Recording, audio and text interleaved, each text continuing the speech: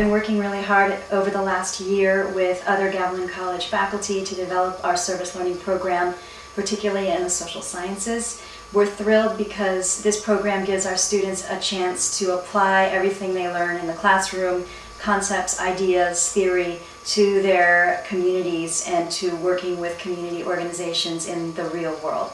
And our students are benefiting tremendously, as well as the organizations, from student service, as well as faculty, from being able to make contact with and network with our own communities. So it's a fabulous program, and we're excited to continue to develop it here at Gavilan College.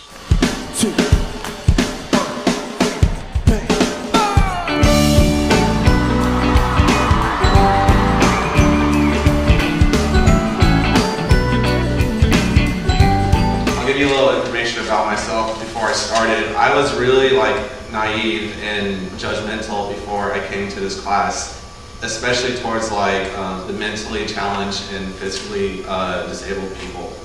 So I sort of established this barrier between myself and those people because I never been around them. So it was sort of a fear of the unknown that I sort of kept in my mind, and also through watching TV and the media, it kind of clouded my judgment. So I remember my first day going to the senior center, and I remember telling Jesse, I don't think I'm gonna doing this because I feel really uncomfortable with all these people.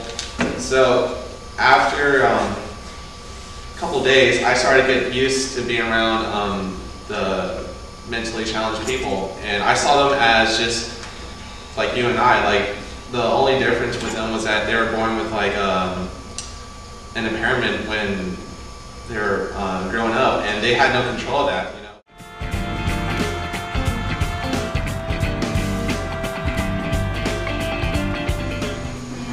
So what I did, I exercised with the kids. I did one-on-one readings with the adults.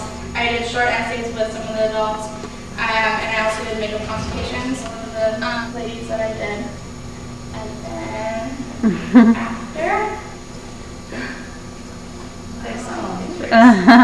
So that really helped them with their self-confidence. A lot of the ladies were very, very shy, and they did hardly know any English. So at the beginning, there was absolutely no talking at all, and their friends had to translate words for me and stuff, and it was pretty hard. But then after a while, they started laughing, and they didn't even want to take a before picture. But I was like, no, it's okay. And then they liked the after pictures a lot.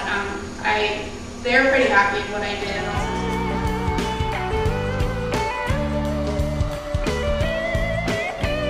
So the mission of the San Bernardino County Pantry is to provide food assistance to the needy persons of San Bernardino County in a manner that provides dignity and responsibility on the part of the recipient. Basically, the goal is to help out people who don't have the means or the economic status to buy food. The most important thing that I learned from the pantry is that they focus on the children.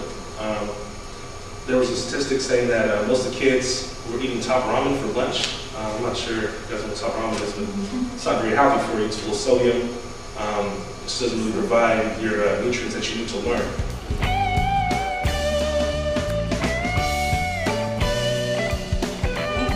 As you may not all know, the majority of the people I work with are in their 50s or older.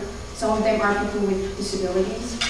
These wonderful people have become like a family to me, and have shown me great kindness and unconditional love and so on. In them I have found my inspiration and learned that giving to others is not just the right thing to do, but it is what we must do.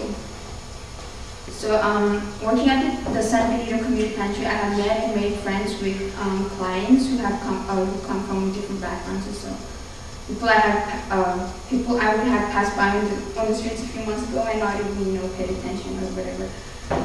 So of course I have seen hope in their eyes and sometimes joy, but it is not always so. I have seen disappointment, helplessness, and frustration, and it's kind of depressing to know that, because I consider myself not lacking in some of the stuff that they do and they do, and material or otherwise. So while some of them can't even afford to buy a turkey for Thanksgiving or buy presents for their children for Christmas.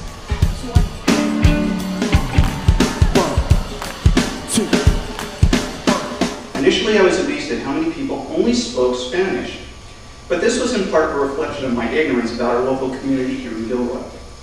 It was also a reflection on how much work I still have to accomplish if I want to communicate with the underserved portions of our population. The patient came from another program that some of you might have actually worked with. This patient, who suffered from major anxiety and depression, came to us from Rebecca Children's Center.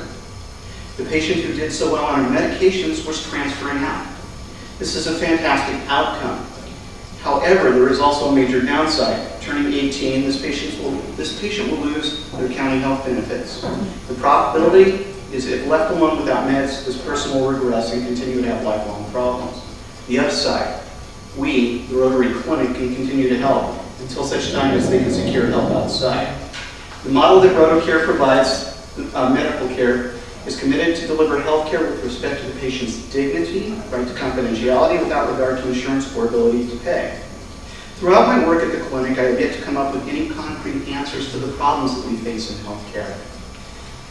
But what it has given me is the insight to ask some tough, unpopular questions.